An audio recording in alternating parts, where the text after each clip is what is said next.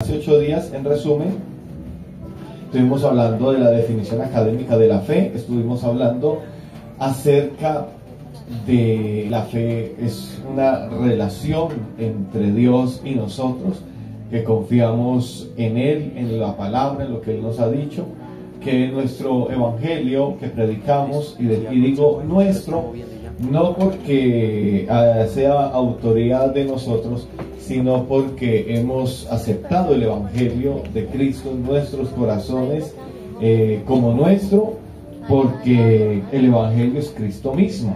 Entonces tenemos también que dentro de la fe opera, o más bien Dios, que es omnipotente, Él opera y tiene una actividad en medio de la fe con el hombre. Así que el apóstol Pablo le habla a los gentiles, a los romanos, acerca de los judíos, que ellos, por causa de la incredulidad, ellos no pudieron aceptar la salvación que Cristo ofrecía en la manera en que Cristo la entregaba, debido a que no tenían fe. Hebreos 4:2 dice: porque en verdad a nosotros se nos ha anunciado las buenas nuevas, como también a ellos, pero la palabra que ellos oyeron no les aprovechó. ¿Por qué? Por no ir acompañada, es decir, mezclada por la fe en los que la oyeron. Es decir, que no basta solamente con decir o pensar que tenemos salvación, sino que debemos creer lo que el Señor ha hecho en nuestras vidas. Romanos 11:19 al 20 dice lo que les estaba diciendo ahorita. Dirás entonces, le dice Pablo a los judíos, las ramas fueron desgajadas para que yo fuera injertado. Muy cierto, fueron desgajadas por falta de fe, su incredulidad, pero tú por la fe te mantienes firme. No seas altanero, sino teme. Es decir, que el hecho de ser salvos no es para sacar pecho como si nosotros hubiésemos logrado algo. Al contrario, la salvación nos debe mantener a nosotros humildes y sencillos, entendiendo que si somos salvos no fue por méritos propios, sino que fue la gracia de Dios que derramó sobre nuestras vidas, y creímos, y esa fe en Él es la que nos mantiene a nosotros firmes en Él, y no nuestras cualidades o capacidades que pudiéramos desarrollar, sino que todo ha sido provisto por Él, ya que Él es el autor y consumador de la fe. Romanos 10:16 al 17 dice: pero no todos obedecen al evangelio, pues Isaías dice: Señor, ¿quién ha creído nuestro anuncio? Luego la fe es por el oír, y el oído por la palabra de Cristo. Es decir, que la fe viene es por el oír. Así también la fe no debe ser tampoco un elemento o una doctrina de predestinación, como algunos movimientos piensan que los que son salvos fueron predestinados para ser salvos. Si se aplica esa doctrina, entonces hay que mirar el lado opuesto, y es que si unos fueron predestinados para ser salvos, todos los demás fueron predestinados para ser condenados, y eso hablaría mal de el Dios que conocemos, que es un Dios misericordioso. Además, cuando el Señor habla con Caín acerca de su pecado, le dice: el pecado está a la puerta tuya, y tú tienes la voluntad de aceptarlo o de rechazarlo. Y no podríamos decir que Dios le estaba mintiendo a Caín, haciéndole creer que él tenía voluntad de poder aceptar o rechazar el pecado, sino que es en realidad cómo funciona la salvación en el creyente, y es que los que creen en Él no son condenados, pero los que no han creído en Él, pero no es por no creer, es que por causa del pecado todos quedamos destinados, no predestinados, sino destinados a la condenación. pero el Evangelio lo que ha sido es un salvavidas para rescatar a todos los que hemos creído en él. Y no significa que unos hayan sido predestinados para creer, sino que todos los que estamos en esta mañana oímos y aceptamos la palabra del Señor. Mire que hay personas que por más que usted les hable y le insista, y cuántas personas quisiéramos nosotros hasta traerlas de rastras, y si la persona no tiene la voluntad de hacerlo, no lo podemos obligar, porque el Señor no obliga a nadie. Así que en Romanos encontramos todos estos momentos. Romanos 6:16, por ejemplo, dice: ¿no sabéis que si os sometéis a alguien como esclavo para obedecerle, sois esclavos de aquel a quien obedecéis, sea del pecado para muerte, o sea de la obediencia para justicia? Es decir, que esa decisión de aceptar o no aceptar la salvación está en nosotros, porque el Señor nos la ha ofrecido. Es un regalo que el Señor ofrece y solamente algunos lo reciben. Amén. La justificación nuestra ocurre también por medio de la fe. Eso usted lo encuentra en Romanos, que es una de las cartas que más habla acerca de la fe. Capítulo 5, justificados pues por la fe. Es decir, que la justificación no es una justicia humana. La justificación es que siendo culpables el Señor nos declara justos, porque creímos en la obra que Él realizó y que su obra fue suficiente para nuestra salvación. La fe también es un fruto del Espíritu Santo. La fe como fruto del Espíritu hace referencia a la fidelidad del creyente, y esa fidelidad es en relación de nosotros hacia Dios. Gálatas 5:22 al 23 dice: el fruto del Espíritu es del Espíritu, nace del Espíritu, lo produce el Espíritu, no es el fruto del cristiano. El fruto del Espíritu es el carácter de Cristo, es decir, que por eso se habla del fruto del Espíritu, no del creyente, sino que el Espíritu que está derramado en el creyente produce un fruto. Por eso el Señor dice: por sus frutos os conoceréis. Es decir, porque el Espíritu Santo, estando en la vida del creyente, da unos frutos dignos, que son los frutos del Espíritu en la vida del servidor o del creyente. Así que la fe nos da esa seguridad y esa confianza, y esa confianza es esencial para acercarnos a Dios. Así que la fe está como fruto, pero la fe también está como don del Espíritu Santo. Eso está en 1 Corintios 12:9. Estoy avanzando para poder entrar a donde quiero entrar en esta mañana. La fe en Cristo es un medio para ser salvo. No se debe entender la fe como un fin, sino como un medio para llegar a ser salvo. No es la fe en la fe, es la fe en Cristo. Amén. Efesios 2:8. Lo importante no es que el creyente tenga mucha fe, sino que esa fe esté depositada en un lugar seguro, y ese lugar y ese ser es Cristo. Así que la fe es direccionada por el oír, viene por el oír. Ya conocemos el pasaje. La fe es la doctrina de lo que nosotros creemos. La fe es la creencia personal en Dios.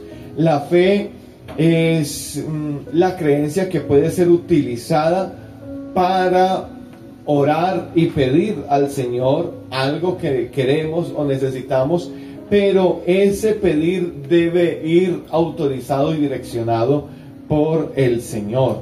La fe produce esperanza, porque también tenemos entrada por la fe a esta gracia, en la cual estamos firmes y nos gloriamos en la esperanza de la gloria de Dios. Romanos 5:2. La fe también es probada, así que el Señor también prueba nuestra fe. Sin fe es imposible agradar a Dios. Hay gente que tiene poca fe. Mire que el Señor le dijo esto. ¿A quién se lo dijo? Hombre de poca fe. A Pedro. A Pedro. ¿Usted cree que Pedro, cuándo se lo dijo? ¿Cuando estaban dónde? La barca. Estaba caminando por las olas del mar, por las aguas, ¿cierto? Por encima. Si eso es tener poca fe, y con poca fe caminó sobre las aguas. Mire que lo importante no es, o el enfoque, uno a veces espera como si la fe pudiera llegar en toneladas, ¿cierto? Pero la fe el Señor la comparó con la semilla de mostaza, que siendo una semilla tan pequeña, da un fruto, un árbol muy grande, porque es lo que esa fe puede producir en el creyente si la deposita en buena tierra. Es decir, que en este caso es Cristo, debe ser depositada en él. La acusación de Jesús hacia Pedro es porque tiene poquita fe. ¿Por qué lo acusa el Señor? Porque dudó. El problema de Pedro no fue tener poca fe, porque con su poca fe Él se fue. pudo caminar. Oiga, ya quisiéramos nosotros tener esa poca fe. ¿Ah? Pero la acusación del Señor es porque él dudó. Así que el problema no es la poca fe, el problema es la duda. Porque cuando depositamos la fe en él, por poca que sea, es suficiente en él. Amén.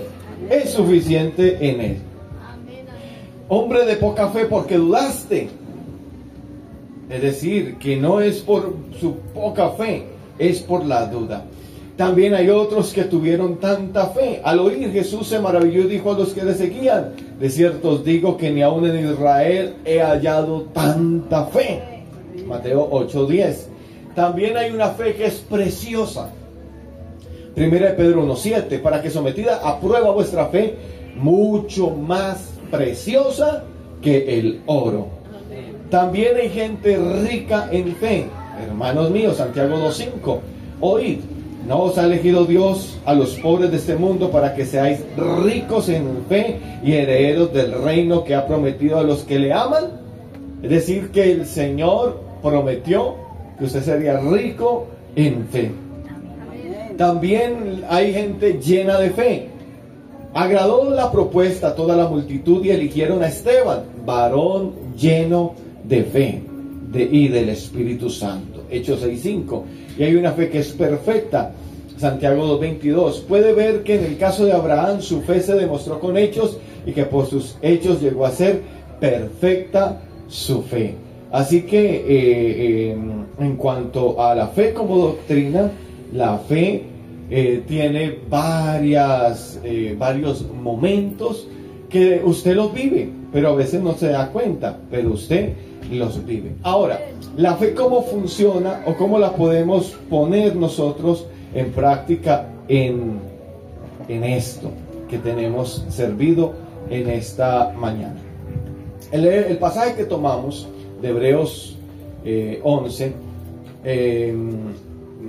el verso 6, dice: pero sin fe es imposible agradar a Dios, porque es necesario que el que se acerca a Dios crea que le hay y que es galardonador de los que le buscan.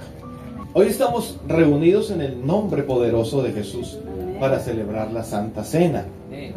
Este es un momento sagrado que nos conecta con la cruz, donde nuestro Salvador dio su vida por nosotros. Pero la Biblia nos invita a participar de una manera digna de esta mesa. Y para eso necesitamos fe. Debe ser una fe viva, activa y reverente. Las Escrituras nos enseñan que Jesús es el único Dios manifestado en carne. Y por fe en Él vivimos, nos santificamos y nos acercamos a la cena del Señor. Así que si seguimos explorando la fe en este sentido, la Biblia nos la muestra y nos enseña que debemos estar preparados, por ejemplo, como para esta cena, para poder entender lo que significa todo esto y de esa manera el Señor también poder guardar nuestras vidas. Así que debemos abrir nuestros corazones, abrir nuestras vidas para que el Espíritu Santo mueva nuestras fibras de nuestro corazón y podamos comprender un poco más acerca de todo esto. El verso 1 de Hebreos 11 que leímos nos dice es que la fe es la certeza de lo que se espera, es esa convicción de lo que no se ve. Nosotros creemos que la fe no es ciega. Usted, si depositó su fe en el Señor, no tiene una fe ciega, que la fe se basa en la revelación del único Dios. Jesucristo, Él es autor y Él mismo la consume, esa fe que hemos depositado en Él. Así que cuando tomamos el pan y el jugo de uva, que es el vino, no vemos, o aunque no vemos su cuerpo, ni vemos su sangre físicamente, pero por fe sabemos que representa el sacrificio que nos salvó. Romanos 10:17 dice: así que la fe es por el oír, y el oír por la palabra de Dios. Vamos a ir adentrándonos un poco. Nuestra fe crece al escuchar el Evangelio. Por eso hoy, antes de la cena, meditamos en la palabra, porque ella nos da la certeza de lo que Jesús hizo por nosotros en la cruz. Efesios capítulo 2, verso 8 al 9. Porque por gracia sois salvos por medio de la fe, y esto no de vosotros, pues es don, es decir, un regalo de Dios, no por obras, para que nadie se gloríe. Aquí nadie podemos decir que estamos por méritos propios, porque hayamos hecho mucho para estar acá, pues todo ha sido porque el Señor nos acercó a Él. La fe es un regalo divino. La iglesia no participamos de la cena para ganar salvación, sino como un acto de fe que reconoce que ya hemos sido redimidos por la gracia y la sangre de Cristo. Por eso es que la cena es para los bautizados en el nombre de Jesucristo, porque no es para salvación, sino que es un regalo que tenemos para conectarnos y hacer memoria de lo que Cristo hizo por nosotros. Al acercarnos a la mesa, nuestra fe nos dice que no es solamente pan y jugo de uva, sino un memorial vivo del sacrificio que nos dio vida eterna. Así que podríamos preguntarnos en esta mañana: ¿tenemos fe hoy para participar de la cena? Porque no solamente es comer un pedazo de pan y una copa de vino, sino que debemos agradar a Dios y debemos honrar a Dios a través de esta cena. Los ejemplos bíblicos que nos inspiran, la Biblia está llena de hombres y mujeres que vivieron por fe, y sus vidas nos preparan para participar de la Santa Cena con un corazón agradecido y reverente. Génesis 15:6. Y creyó a Jehová y le fue contado por justicia. ¿De quién estaba hablando allí? ¿De quién? De Abraham. Abraham confió en la promesa de Dios sin ver su cumplimiento. Si nosotros por fe creemos que la muerte de Jesús nos justifica, y la Santa Cena lo proclama cada vez que la tomamos. Lady me decía ayer: tío, y yo cené en diciembre como 2 veces, y hoy otra vez hay que cenar. Uno sí puede cenar tantas veces. Y le dije yo lo que el Señor dijo, que esto había que hacerlo cada vez que nos reuniéramos para hacerlo en memoria de Él. El problema es, la iglesia como tal no lo hacemos tan de seguido. debido a que tal vez pudiera perderse en algunos el momento que significa la Santa Cena. Entonces por eso se espera para que cada vez que nos reunamos sea un motivo para encontrarnos con el sacrificio de Cristo y con su muerte, porque la cena nos habla de la muerte de Cristo. Digamos gloria al Señor. La mujer con flujo de sangre, Marcos 5, 28 al 34, porque decía: si tocare tan solamente su manto, seré salva. Y Jesús le dijo: hija, tu fe te ha hecho salva. Amén. Ella no necesitó ni siquiera que Jesús la tocara. Su fe en Jesús. Mire que no era la fe de ella, en ella, o su capacidad de creer, sino en que su fe tenía un destino. Por eso la fe es un medio para acercarnos. Es necesario que todo aquel que se acerca a Dios crea que le hay. La fe es un medio para acercarnos a Él. Así que la fe la necesitamos en los servicios de Santa Cena como hoy, porque es un medio para encontrarnos con la cruz, con su muerte, con su sangre, con su cuerpo que fue entregado para que nosotros tuviéramos vida. La mujer tuvo fe viva y activa. No solo creyó, sino que actuó. En la Santa Cena no solo recordamos, sino que participamos por la fe en la obra redentora de Cristo. La Biblia nos dice en Mateo 8, 8 al 10, dice, hablando acerca del centurión: Señor, no soy digno de que entres bajo mi tejado, solamente di la palabra y mi criado sanará. Y maravillándose Jesús, dijo: ni aún en Israel he hallado tanta fe.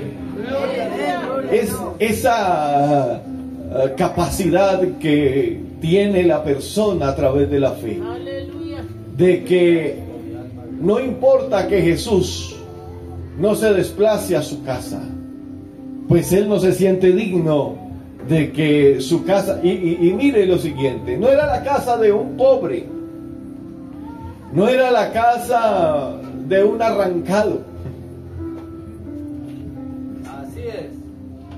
era la casa de un centurión. Era un hombre que tenía personas a cargo, un hombre, un líder militar.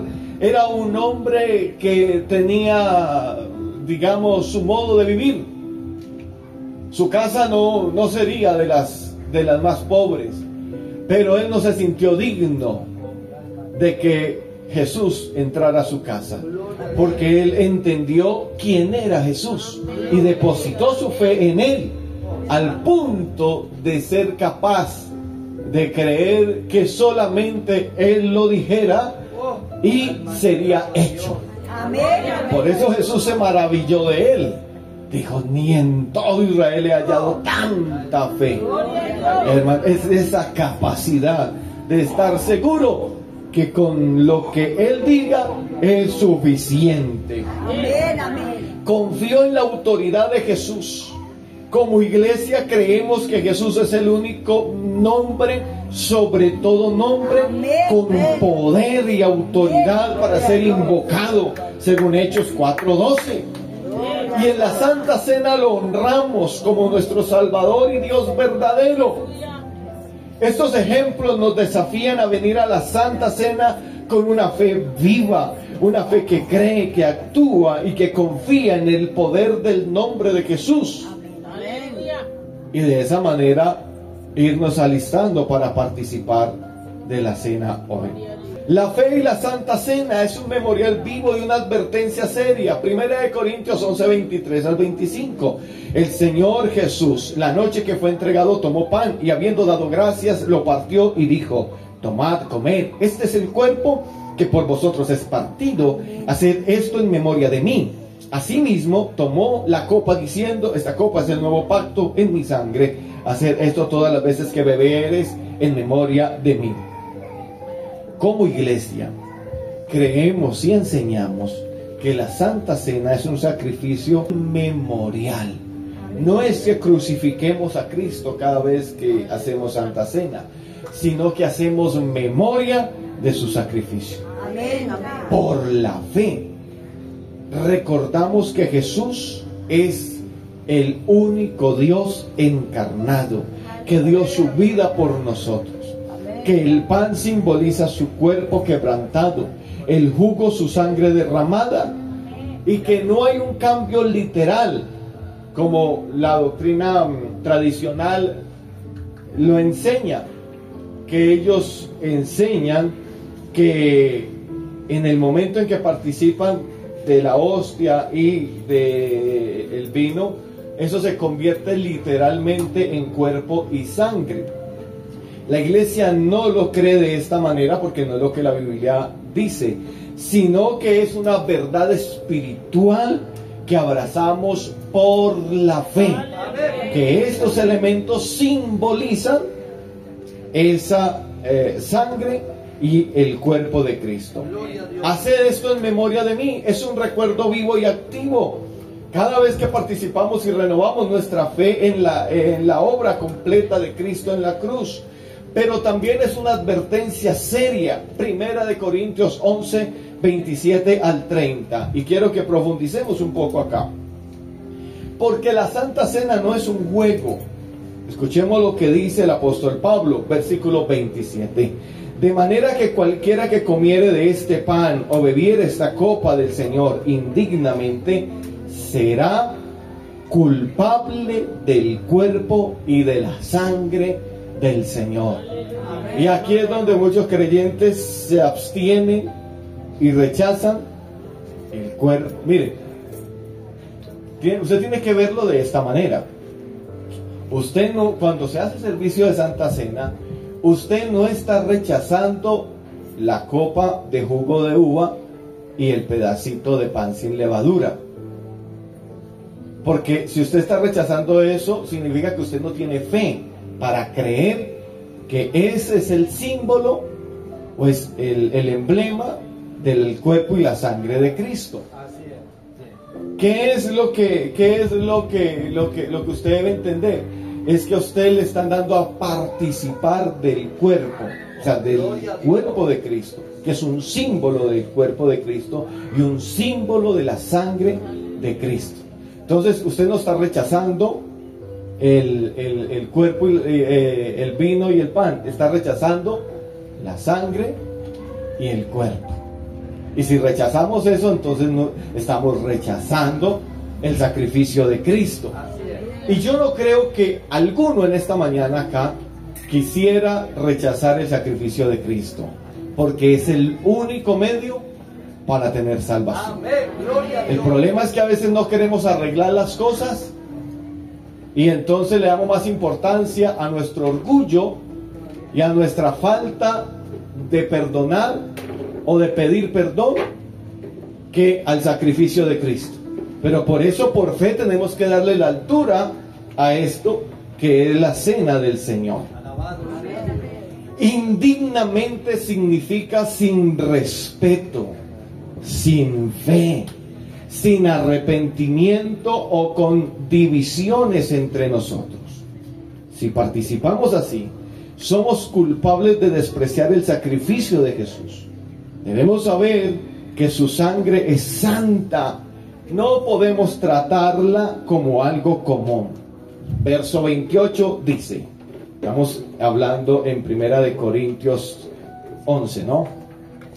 Examínese pues el hombre a sí mismo y coma así del pan y beba de la copa. Antes de participar debemos mirarnos al espejo del Espíritu Santo. ¿Hay fe en mi corazón para entender que esto significa todo esto? ¿Estoy en paz con mis hermanos? ¿Hay pecado que debo confesar?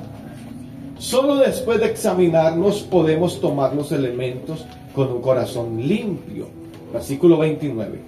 Porque el que come y bebe indignamente sin discernir el cuerpo del Señor, juicio come y bebe para sí. Tiene dos sentidos: no reconocer el sacrificio de Jesús y no valorar la unidad de la iglesia. Si participamos con egoísmo o con rencor, traemos juicio sobre nosotros. A veces cuánta capacidad nos falta para poder perdonar, para arreglar las cosas. Y entonces creemos que no tomo juicio porque no tomé la cena. Eso es una mirada equivocada, porque si no la tomó ya está tomando juicio también. ¿Por qué? Porque no quiere arreglar las cosas con el Señor, no quiere arreglar las cosas con su hermano. Amén. Digamos gloria a Dios. Juicio come y bebe para sí. Nótese esto, no es condenación eterna ese juicio, sino una disciplina de Dios. La palabra juicio, en griego es krima, significa una consecuencia por nuestra irreverencia. Dios nos corrige porque nos ama. Versículo 30. Por lo cual hay muchos enfermos y debilitados entre vosotros, y muchos duermen. ¿Quiénes son los que duermen? ¿Quiénes son los que duermen? Los que murieron, ¿cómo? En el Señor. Entonces mire que está hablando que hay muchos que duermen, que participaron indignamente, y que eso fue un juicio de Dios. Pero no está hablando que fue condenado, sino que Dios lo disciplinó, y para garantizarle su salvación antes de que hiciera más cosas, entonces lo corrigió con enfermedad o con la muerte o con otras cosas que Dios puede corregirlo. En Corinto, en la iglesia de Corinto, algunos se enfermaron, otros quedaron débiles, y algunos murieron o durmieron por profanar la Santa Cena. ¿Por qué? Porque no discernieron el cuerpo del Señor. Habían divisiones, glotonerías y falta de amor. Dios permitió estas consecuencias como advertencia. Muchos duermen. Dormir es morir físicamente, pero no perder la salvación. Es un juicio temporal para despertar a la iglesia. Amén. Algunos enfrentan estas disciplinas, y son disciplinas extremas, para Dios poder proteger la santidad de su pueblo. Primera de Corintios 11, 31, 32 dice: pero si nos examináramos a nosotros mismos, no seríamos juzgados. Mas siendo juzgados, somos castigados por el Señor, para que no seamos condenados con el mundo. Este juicio es amoroso, nos corrige para no perdernos. Los corintios celebraban la Santa Cena en comidas comunitarias, pero unos comían mucho y otros nada. Eso no era discernir el cuerpo, ni el de Cristo ni el de la iglesia. Por eso vino el juicio. Hoy nosotros no vemos muertes así, pero el principio sigue. Dios toma en serio su mesa. Amén. La Santa Cena es sagrada. No podemos jugar con esto, ¿cierto? Pero sí debemos tener la conciencia para hacerlo como debe ser, con la reverencia. El texto nos habla de que nos examinemos a nosotros mismos para no ser juzgados. Cuando habla de no ser juzgados, está hablando ya de la intervención de un tercero.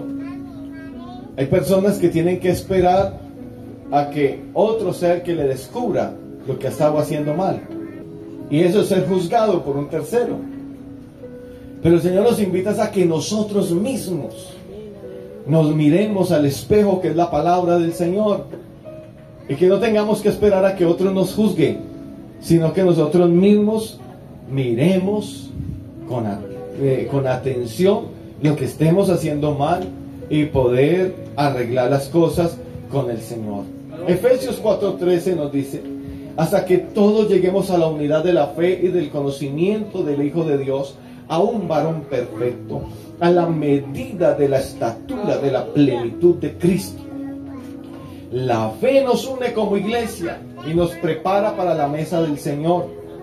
Así que podemos decir que hemos visto la fe como la certeza que nos inspira, como inspiró a Abraham, a la mujer enferma del flujo de sangre, al centurión, y que nos inspira a que nos guardemos cuando participemos de la Santa Cena y lo hagamos con reverencia, pero que también aprendamos que Dios nos mira y nos revisa como estamos íntimamente.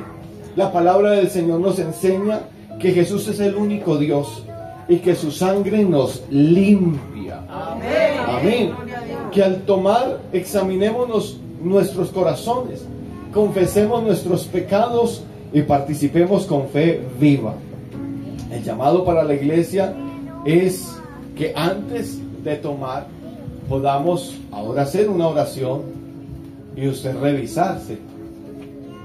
Usted no tiene que esperar que el pastor vaya y le revise, porque yo no puedo saber todas las cosas, si acaso alguna que otra, y de lo que uno puede ver. Pero Dios, que conoce lo íntimo, Él sabe cómo estamos.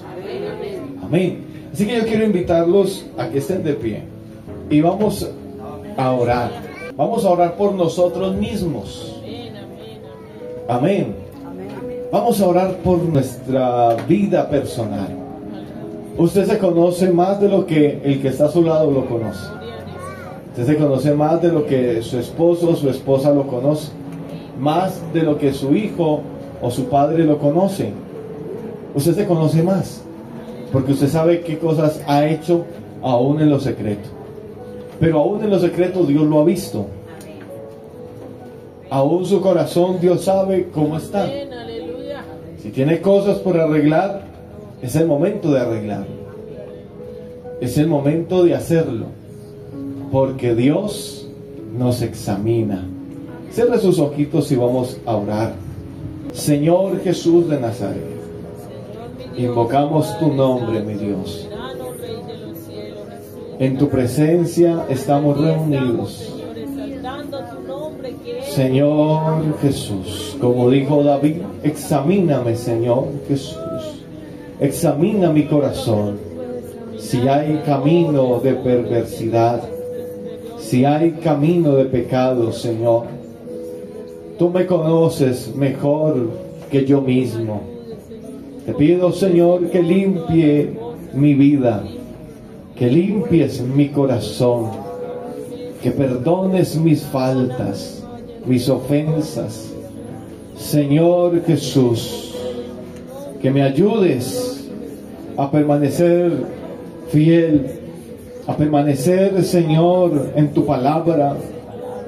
Señor Jesucristo, que nos ayudes a guardarnos en santidad, que perdone nuestras faltas, que perdone nuestros pecados, en el nombre de Jesús, en el nombre de Jesús de Nazaret. Amén y amén. Vamos a entonar un cántico.